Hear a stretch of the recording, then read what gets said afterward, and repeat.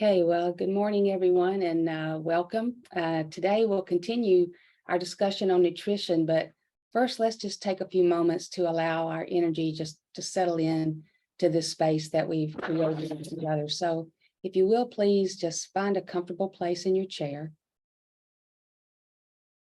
and just feeling nice and balanced.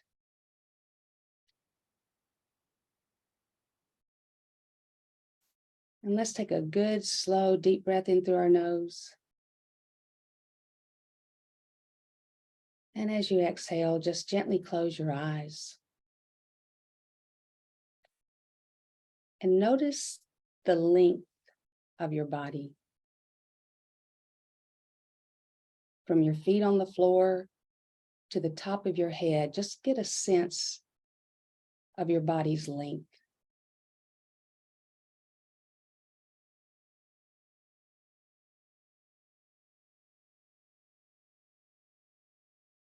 And now see if you can connect that length with the idea of strength.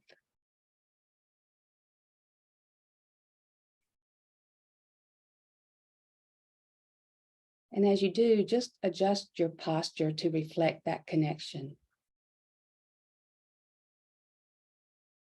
Tall, stable, and relaxed.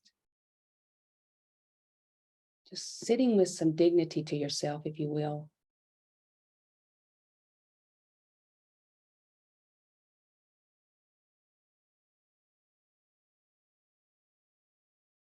And now bring your awareness to your body breathing.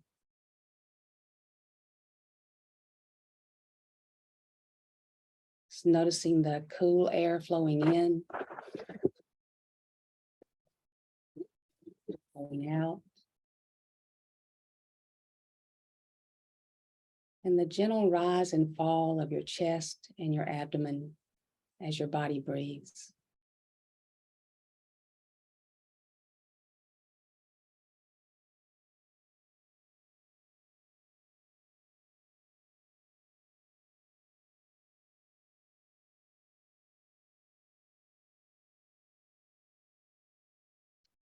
And just allow yourself to ride the waves of the easy rhythm and flow of your breathing, and let it lead you to your center.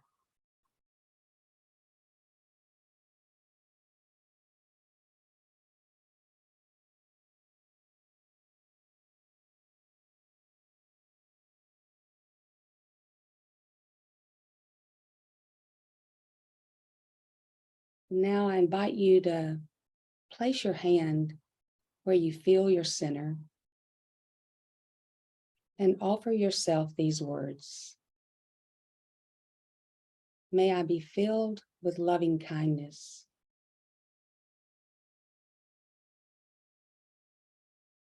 May I be peaceful. May I be happy. May I be well.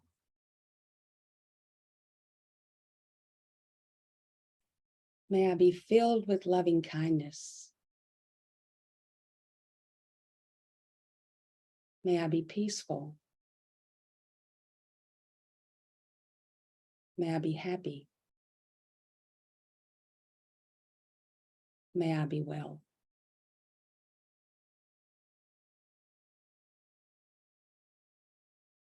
May I be filled with loving kindness.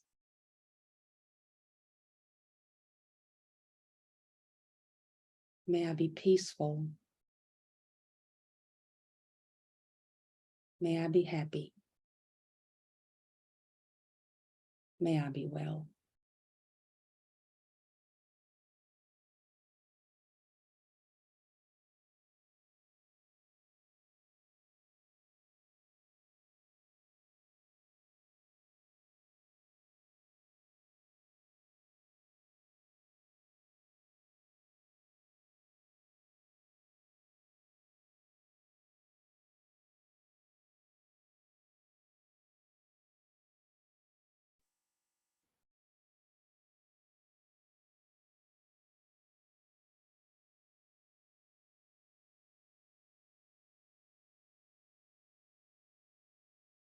And let's go ahead and take a good, slow, deep breath in, pausing at the top. As you gently release it, just bring your awareness back to your space. And welcome a little movement back into your body. When you're ready, just gently open your eyes. Thank you very much. As Ford clarified Tuesday, the definition of the word diet is not restriction. The word diet simply means foods we habitually eat. So we each have our own diet. But the question always is, what constitutes a healthy diet? Well, keeping in mind that food is fuel and information, a healthy diet is designed by the quality of the fuel and information it provides. We call it a rainbow diet. But a little caveat here, mustard, ketchup, Fruit Loops, Skittles, they fit the color profile of a rainbow, but they don't fit into the rainbow diet equation. A rainbow diet is just a variety of colorful whole foods that are sourced from the ground, a tree, or a vine. They're live foods from the earth, and live foods put life into our body. So if 51% of your plate looks like a rainbow, you're doing pretty good. You know, this beautiful, bountiful, diverse, good earth is our home, and she is designed to abundantly support life. So just remember, when it comes to a healthy diet, Mother Nature has our back. So throughout our sessions, we've established that as humans, we all need oxygen, water, and food. And this week is all about nutrition. We need these resources to function properly, and our mind-body connection depends on those resources. In fact, if you were to place both hands in a fist and look at them in three-dimensional space, that's approximately the size of your brain, approximately. Our brain is only about 2% of our entire anatomical mass, but it consumes 20 to 25% of all the resources processed by way of respiration, hydration, and nutrition. The remaining 75% or so is allocated to the body, regardless of the quality that it receives from that oxygen, water, and food. That's why quality over quantity is so important. So we suggest reframing nutrition from quantity to quality, and then closely pay attention to how you feel. And that's where we insert the practice of mindfulness, paying attention to how we feel moment by moment. So speaking of quality over quantity, we want to share with you all the best form of fast food. It doesn't even require leaving your house or waiting in a line.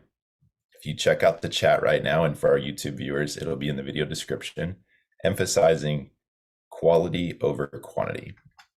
It's a nice little smoothie recipe. It's a great way to start your day to break that fast. Consists of a dollop of Greek yogurt, 1 handful of spinach, 1 entire banana, 1 tablespoon of nut butter of your choice, whether that's walnut, almond, peanut butter, etc., and a cup of frozen fruit.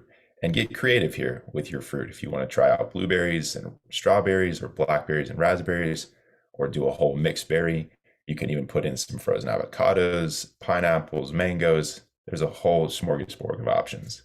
And lastly, a cup of plant-based milk, whether that's almond, cashew, oat, hemp, etc. And as I emphasized here, be creative. A recipe is something that sometimes feels a little bit restrictive, but the smoothie recipe is intended to be as creative as possible. So with that, does anyone have any questions on nutrition from either on Tuesday or this morning?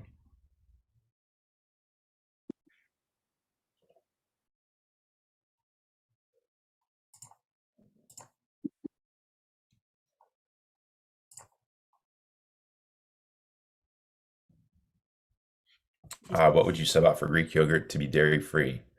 Rita, you want to jump in on that one? I'm lactose intolerant, so the yogurt being dairy-free would be my choice. Oh, is it the Greek? What would you? I'm sorry.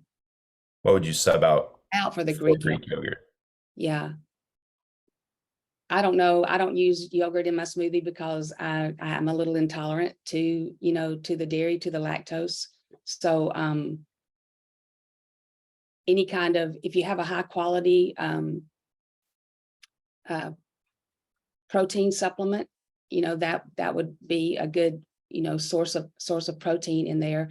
But in terms of the probiotic, I think that you can find a high quality, probiotic as well to put a little of that in your smoothie too. Yeah, and if you were to add some good clean fats by way of that avocado as well, as Rita indicated, if there's anything on that recipe list, remember, be creative as possible. If something doesn't align with what you have as far as your restrictions are concerned, you can either completely omit it or you can flip it for something else, something maybe a little bit more different. Good questions. What about non-dairy yogurt such as soy? Ooh, opening a can of worms here. Soy is interesting. Soy has its benefits, but soy also has its detriments. So I would always say when it comes to the smoothie recipe, especially, or nutrition in general, balance is everything. Moderation is super important. You don't want to have too much of something. You don't want to have too little of something. But the biggest thing that we suggest for our audiences and our students and anyone we speak with, pay attention to how you feel. When you have your smoothie, if you add in some sort of soy product or some sort of other product, sit back, use mindfulness as a practice after you consume it, and pay close attention to how your body responds to that bout of nutrition.